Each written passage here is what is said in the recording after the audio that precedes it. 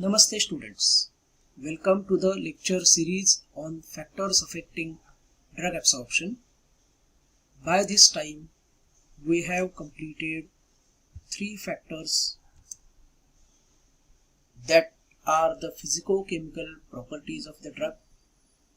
Solubility of a drug we have completed, then particle size of a drug, particle surface area of a drug. Now the 4th physico-chemical property, dissociation constant of a drug. When we say dissociation constant of a drug, dissociation, it is a ionization capability of a drug.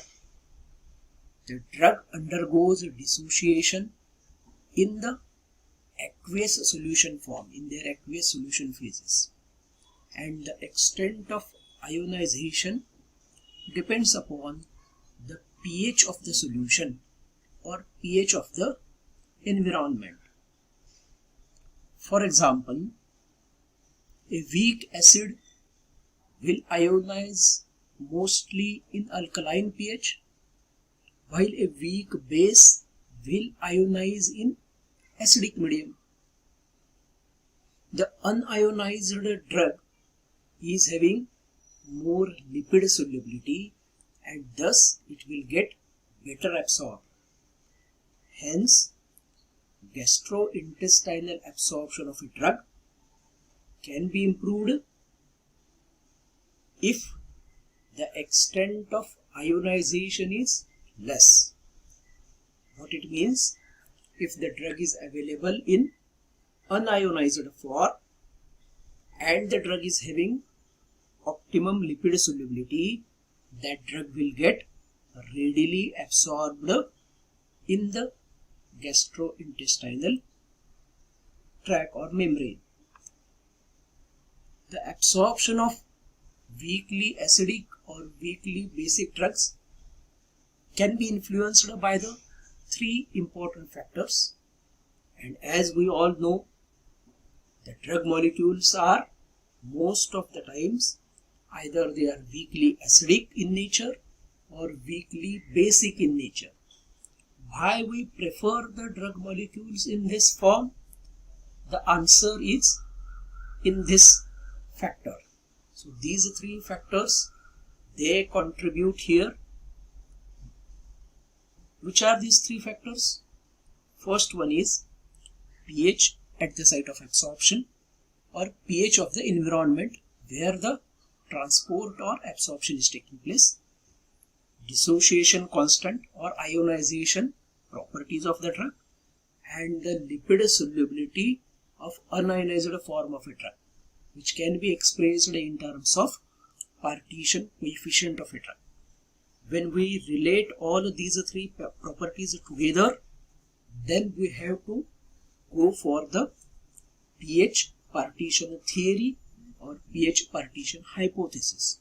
We are going to discuss pH partition theory or pH partition hypothesis separately. There we will study in detail what are the generalized statements in this pH partition theory, what is the significance, and what are the limitations of pH partition theory.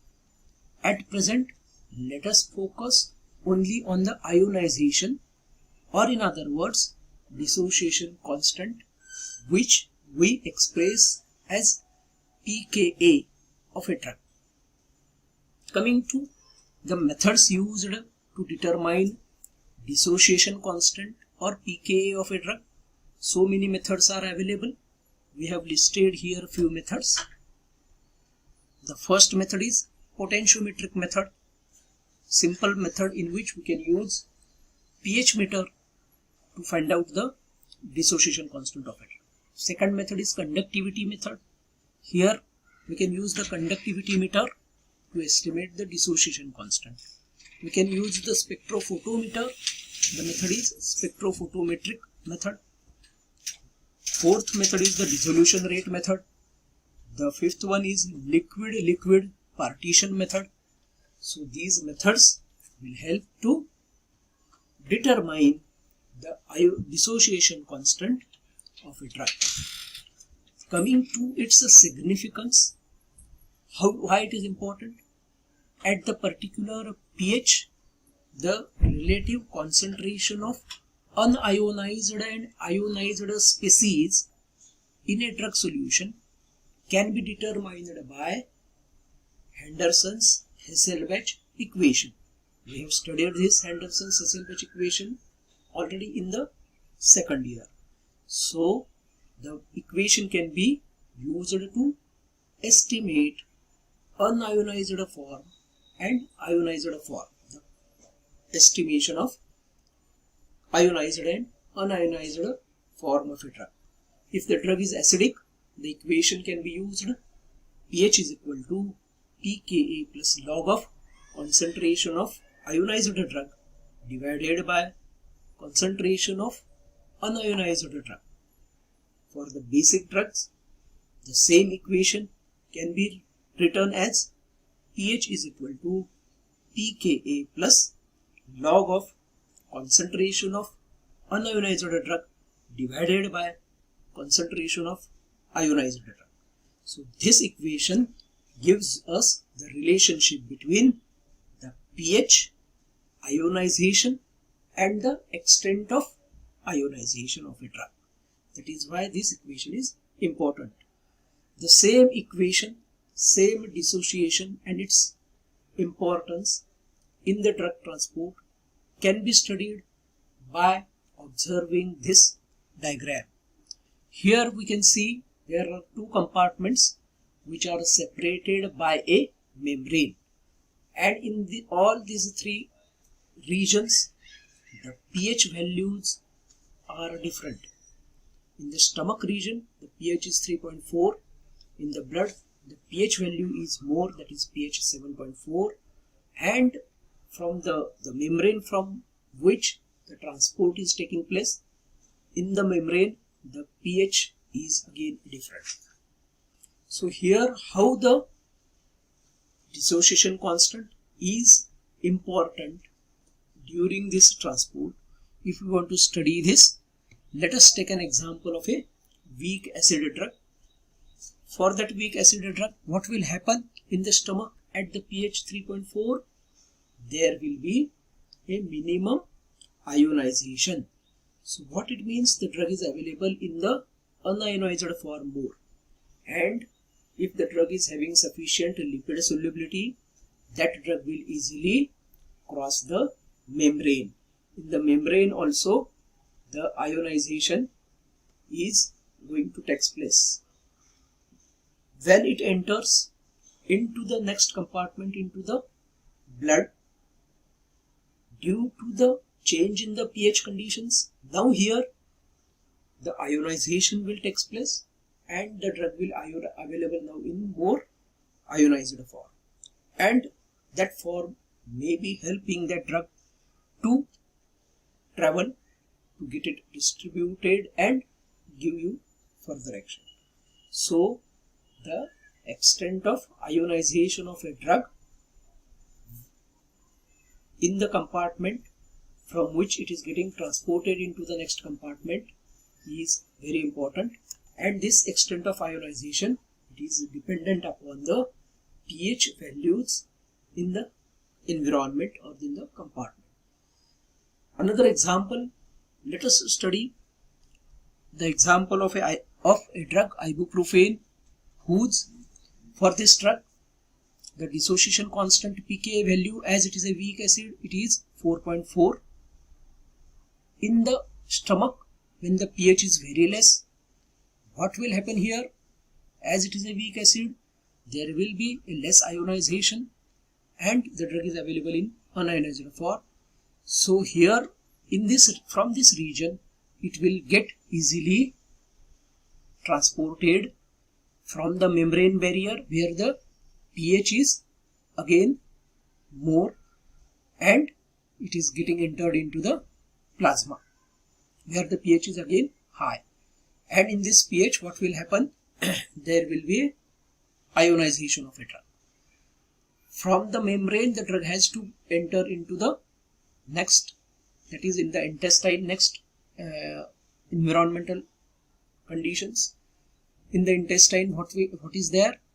The pH is just less than plasma. Here what will happen? The drug is available in the ionized form as well as unionized form. So the extent of ionization of a drug, it depends upon the pH values and ionization constant of a drug. Another example is weak base. What will happen to the weak base? For example, nitrazepam, whose dissociation constant is 3.2. In the stomach, what will happen? It will be available in the ionized form. After crossing the membrane, in the plasma, it will be, ionization will be limited. But in the intestine, again, what is happening again? Because of the pK value is 3.2, the ionization is minimum. So the drug is available in more unionized form. There are similar so many examples, but let us understand the value of dissociation constant of a drug, the pKa value. From the pKa value, what we can understand, what generalizations we can make. So these generalizations are given here. For the drugs which are very weak acids, when the pKa value is more than 8, example is pentobarbital, whose dissociation constant is 8.1. What will happen for this drug at the absorption site? It will be available unionized at all pH values because its pKa value is very high. It is a very weak acid and it will get absorbed throughout the GI tract. For the again weak acids only, if the weak acid is moderate, pKa value it is in the range of 2.5 to 7.5. At the absorption site, the drugs will be available unionized in the gastric pH but ionized in the intestinal pH. So from the intestine, from this region, they will get absorbed better. From the stomach, the absorption is from the stomach. Example is aspirin. pKa value is 3.5. It is getting absorbed from the stomach. Coming to the strong acids, when the pKa value is very less than 2.5, example is disodium chromoglycate. The pKa value is 2.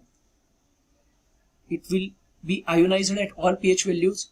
Therefore, there is a challenge for this drug. It is getting poorly absorbed from the GI tract. Similarly, when we come to the bases, for very weak bases, for example, caffeine, pKa value is very less. What will happen? It will be unionized at all pH values. It is going to get absorbed throughout the GI tract. For the moderate weak bases, the pKa value is 8.5 to 11. Example is reserpine, pKa 6.6. It will be ionized at the gastric pH and relatively unionized at the intestinal pH. So what is the conclusion? Better absorbed from the intestine. Strong bases, when the pKa value is more than 11. Example is mecamylamine, pKa value is 11.2. Then it will be available ionized at all pH values. So there is a challenge for its absorption from the GI tract. So this is the factor which is playing very important role in the selection of site of absorption or absorption window for a drug.